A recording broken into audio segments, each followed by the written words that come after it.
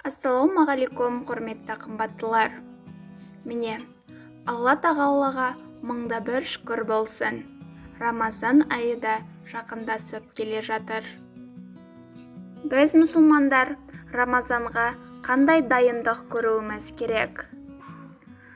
Бүгін осы видеомыз арқылы сіз қымбаттылар менен Рамазанға қандай дайындық көру керектігі 11 жолы туралы сөйлесеміз. Көпшілік Рамазан айын 30 күн жеуден тыйылуды, ал түнде болса кейбір ғибадаттарды қылу керек екен деп түсінеді. Олар нарықтар асып кетпеуі үшін Рамазанға ұзақ уақыт дайындық көреді. Алдынан жиілетін, ішілетін заттарды жинап алады. Керек болса кейбіреулер Рамазан айында қыла алмай қаламын деп, кейбір күнә істерге де көз жұмады. Яғни көпшілік Рамазанда қыла алмаймын деп, Рамазанға дейін сол жұмыстарды қылып алады. Мысалы, арақ ішу бола ма, зina іс қылу бола ма, сол жұмыстардың барлығын көз жұмып Рамазанға дейін қылып алады. Негізінде Рамазан айына қандай дайындық көріледі? Киелі айға дайындық көрудің жолдары қандай? Біріншісі, шынайы туба. Туба бұл Рамазан кіріп келе жатқанда емес, әрқашан қылынуы керек болған жұмыс. Рамазан айына алдындағы туба есе, жаратушыдан күнәлар үшін шынайы кешірім сұрау. Адамдардың ақыларын қылу арқылы. Бұл айға жарық жүз және таза жүрекпен кіру болып саналады. Алла тағала Нұр сүрасының 31 аятында осындай дейді. Ей адамдар, барлықтарыңыз Құдайға туба қылыңыздар. Осыдан нажат тапсаңыздар. Имам Мүслім руаят еткенде пайғамбарымыз хадисінде осындай дейілген. Ей адамдар, Аллаға тәубе қылыңдар. Мен күніне Аллаға 100 рет туба қыламын деген екен. Сондықтан біз алдымен тәубені дұрыс жасауымыз керек. Әрине, Рамазан айында емес, Рамазанға кірген кезде, жүрегіміз күнәлардан тазарған кезде, Аллаға туба қылған жағдайымызда кіріп келуіміз керек.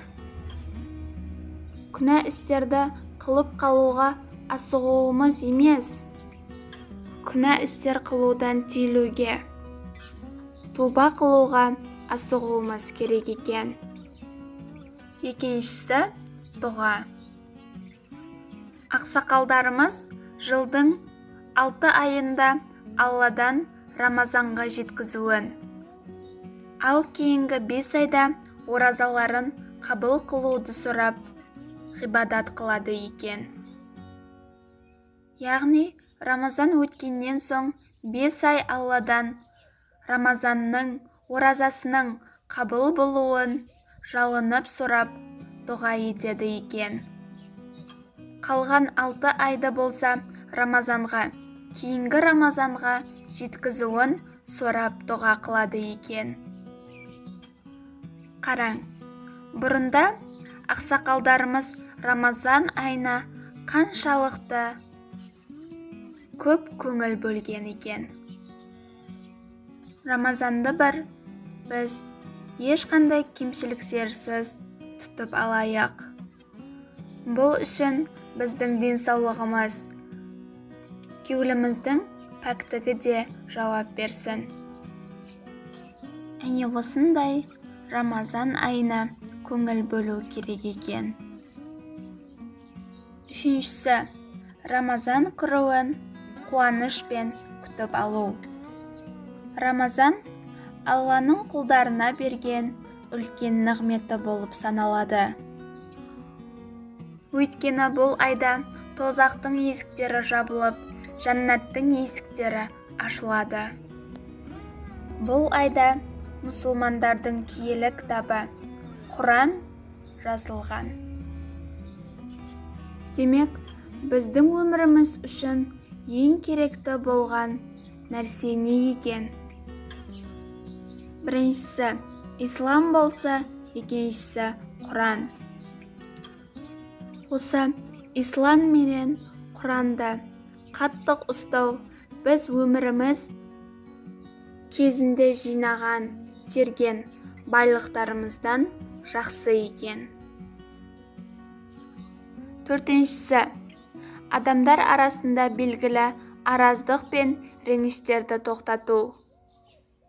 Яғни, осы Рамазан айына дейін кімдермен араңызда реніш болса, кімдермен араңызда араздық болса, сол адамдармен бірге бұл жағдайларды шешіп алу керек. Яғни, сіз сол адамды кешіруіңіз керек. Сол адам үшін көңіліңізде ешқандай қапашылық қалмауы керек.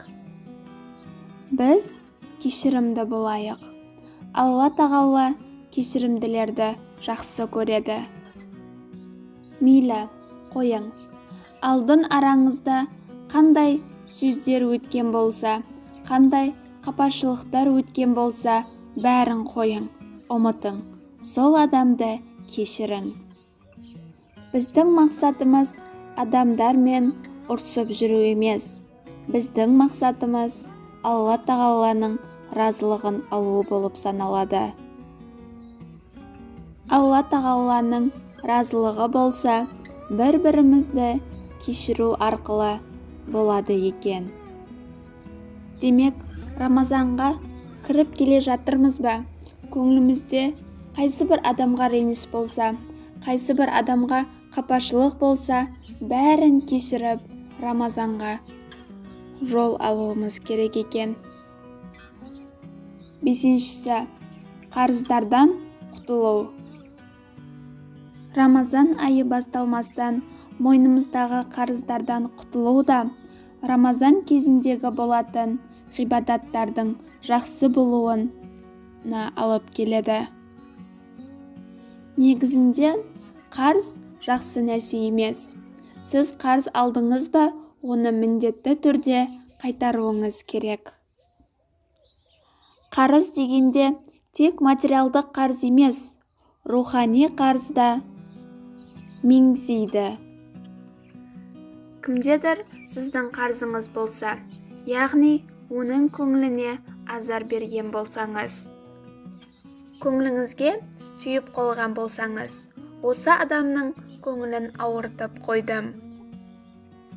Мен осы адамды разы қылуым керек десеңіз, тездетіп Рамазан кіруінен алдын барып, сол адамның көңілін алуыңыз керек болады екен.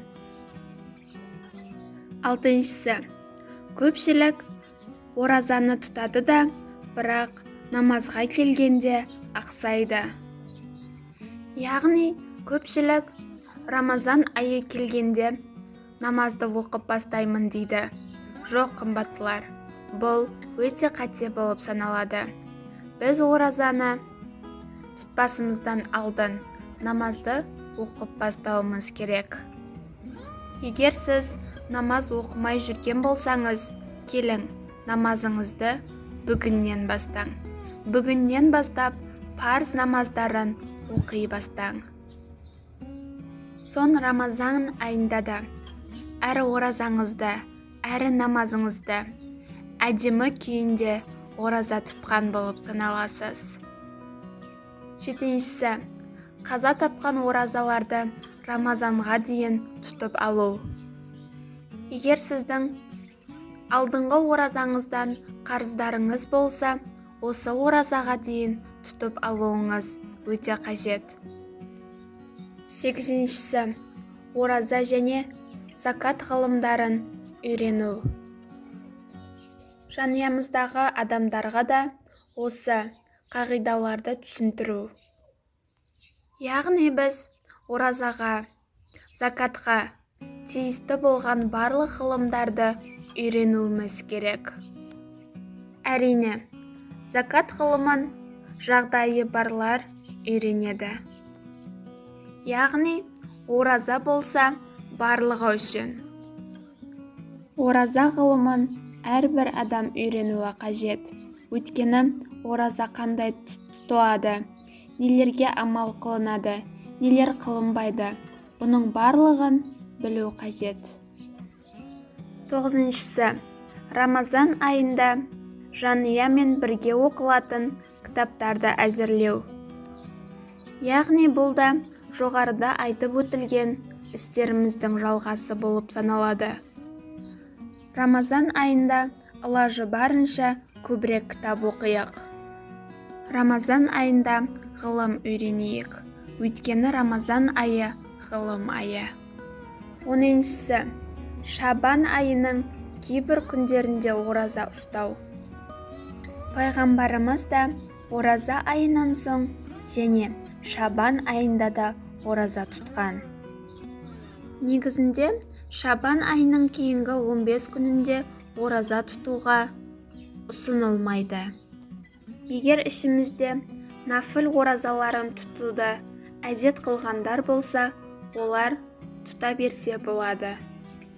Бірақ нафіл оразасын тұтпаған адамдарға бұл оразаны ұстау ұсынылмайды.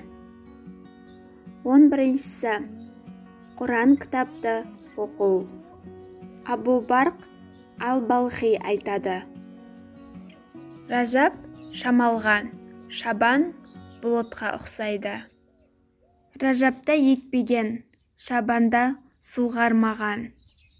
Рамазанда қалайша егін жинайды. Демек біз көбірек Құран кітап оқуға әрекет қылуымыз керек. Рамазан айында болса, Құран оқуды тоқтатпауымыз қажет. Рамазан айында оқылуы керек болған ең қажетті, ең пайдалы кітаптардың біреуі бұл Құран болып саналады. Ылажы барынша Құран кітапты оқуды үйренің. Жағдай болса, Рамазанға дейін Құран кітап оқуды үйренің. Құран кітапты қағидаларымен бірге қосып оқуды үйренің. Егер қағидаларын білмесеңіз, оны үйренуге әрекет жасаң. Бүгінгі күнде бұл қағидаларды үйрететін интернет сайттары да бар. Жағдай барынша біз осы айда көбірек Құран оқуымыз қажет. Өйткені Құран кітабы осы ораза айында жазылған. Осы айда Құран кітап оқып, ғылымды болып, оразаны әдемі тұтып алсақ, Алла біздерге сауабын жазғай. Құрметті көрермендер, егер видеоролигіміз сіздерге ұнаған болса, бір ғана лайк түймесін басып, біздің арнамызға жазылуды ұмытпаңыз. Сау саламат болыңыз.